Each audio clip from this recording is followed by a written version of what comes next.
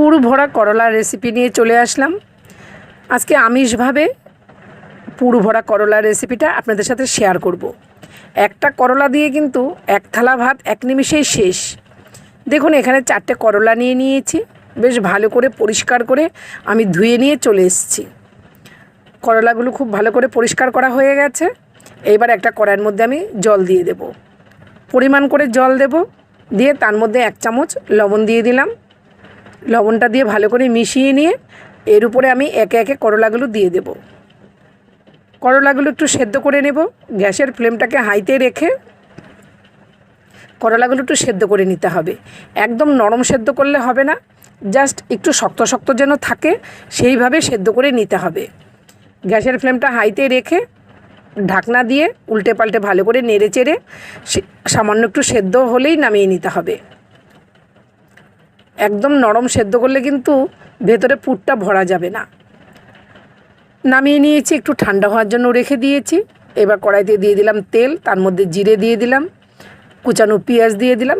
এখানে আমি 3টে পেঁয়াজ দিয়েছি, পুরটা একটু বেশি হবে সেই জন্য পেঁয়াজটার পরিমাণটা বেশিই দিয়েছি। তার মধ্যে চিংড়ি মাছটা সাইজে একটু বড় ছিল, আমি ছোট ছোট টুকরো করে কেটে চিংড়ি মাছের টুকরোগুলোও দিয়ে দিলাম। দিয়ে পেঁয়াজের সাথে বেশ ভালো করে ভেজে নেব। তারপরে দিয়ে দিয়েছি একটা টমেটো কুচি আর 2টো সেদ্ধ করা আলু। এইভাবে হাতে ভেঙে আলুটা দিয়ে দিলাম। স্বাদ মতো লবণ দিয়ে দিলাম, একটু হলুদ দিয়ে দিলাম, কালারের জন্য একটু কাশ্মীরি লঙ্কার গুঁড়ো, আর দিয়ে দিলাম কাঁচা লঙ্কা আদা রসুন একসাথে বাটা। তারপরে দিয়ে দিলাম গরম মশলা গুঁড়ো, দিয়ে ভালো করে মিশিয়ে নেব। সামান্য একটু জল দিয়ে দেব যাতে পুড়ে না যায় আর মশলাটা যাতে খুব সুন্দরভাবে কষানো হয়। এমনভাবে কষাবো যাতে আদা রসুনের গন্ধটা একেবারে চলে যায়। খুব সুন্দরভাবে কষিয়ে নিতে হবে। তারপরে একটুখানি চিনি দিয়ে দিয়েছি, পুরটা খেতে কিন্তু দারুণ লাগে। ওইদিকে পুরটা আমার পরে নামাবো, একটু মাঝে মাঝে একটু নেড়ে চেড়ে দিচ্ছি। আর এইদিকে করলাটা আপনাদের সাথে দেখাচ্ছি কিভাবে কেটে নিতে হবে। একটা ছুরির সাহায্যে এইভাবে চাপ দিয়ে কেটে নিতে হবে। শুধু মাঝখানটা কাটতে হবে, 2 দিক কিন্তু কাটলে চলবে না। তারপরে এইভাবে হাত দিয়ে সমস্ত বীজগুলো বের করে নেব। আরেকটা দেখাচ্ছি দেখুন, ছুরির মাথাটা দিয়ে এইভাবে একটু চেপে টান দিলেই কিন্তু কেটে যাবে। তারপরে এইভাবে হাত দিয়ে আমি করলার দানাগুলো বের করে নেব। ব্যাস এইভাবে আমি সমস্ত করলার দানাগুলো বের করে নিচ্ছি। আপনারা যদি চান করলার দানাগুলো মিক্সিতে পেস্ট করে কিন্তু পুরের মধ্যে দিতে পারেন। আমি আজকে করলার দানাগুলো দিলাম না, আমি এমনি চিংড়ি মাছ পেঁয়াজ আলু দিয়ে পুরটা তৈরি করে নিয়েছি। তারপরে এইদিকে দেখুন পুরটা খুব সুন্দর হয়ে গেছে। এইবার একটা থালার মধ্যে ছড়িয়ে দিচ্ছি, একটু ফ্যানের হাওয়ায় রেখে দেব, তাহলে পুরটা ঠান্ডা হয়ে যাবে।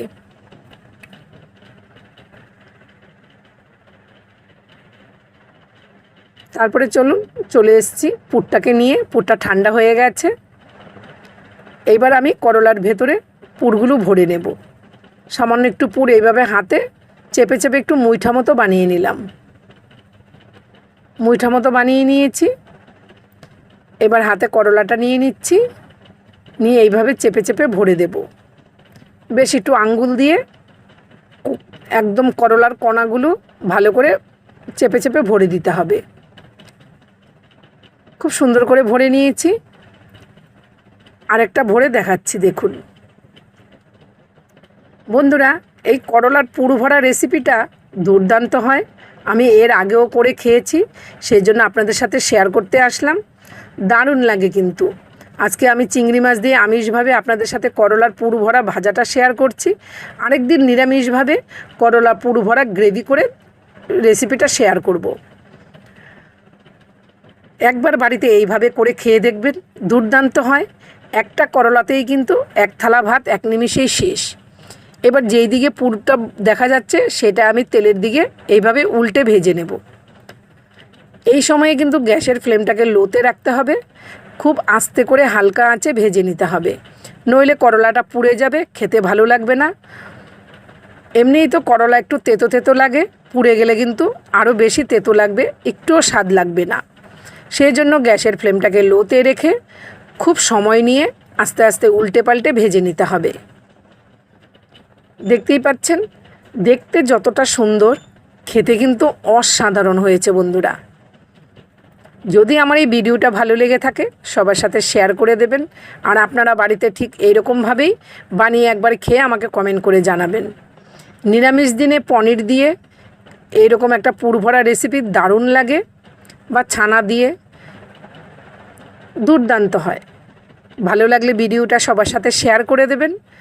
দেখা হচ্ছে নতুন রেসিপি নিয়ে। সবাই ভালো থাকবেন, সুস্থ থাকবেন। এইবার বলুন তো, এইরকম করলা একটাতেই গরম গরম ভাত দারুণ লাগবে। দেখা হচ্ছে নতুন রেসিপিতে। আজ আসি, টাটা।